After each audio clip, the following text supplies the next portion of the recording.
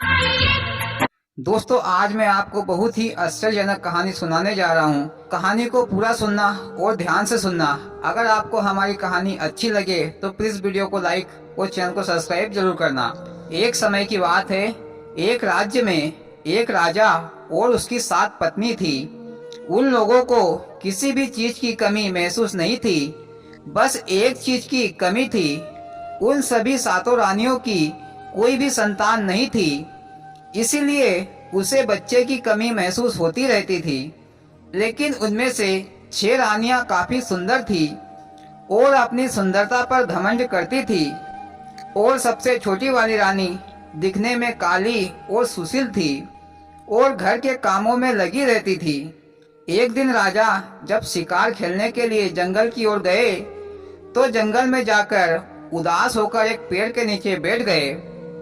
कुछ समय बाद वहां पर एक साधु महाराज आ पहुंचे और साधु महाराज ने राजा से कहा कि तुम इतने उदास क्यों हो पुत्र। राजा ने साधु महाराज को संतान न होने की बात बताई।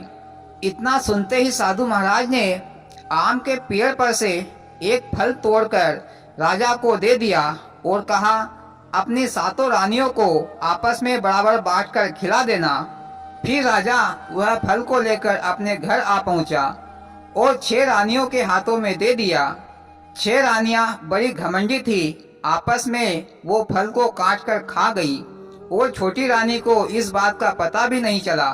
कुछ देर बाद छोटी रानी को आम का छिलका पड़ा हुआ मिला तो छोटी रानी ने उसे ही उठाकर खा लिया। कुछ महीनों बाद वह छोटी रानी गर्भवती हो गई और कुछ ही दिनों बाद एक लड़का और एक लड़की को जन्म दिया।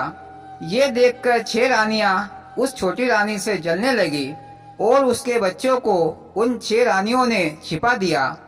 जब राजा शिकार करके घर वापस आया तो उन 6 रानियों ने बताया कि इसे कोई भी संतान नहीं हुई। कई वर्ष बीत गए, बच्चों को मां से अलग हुए।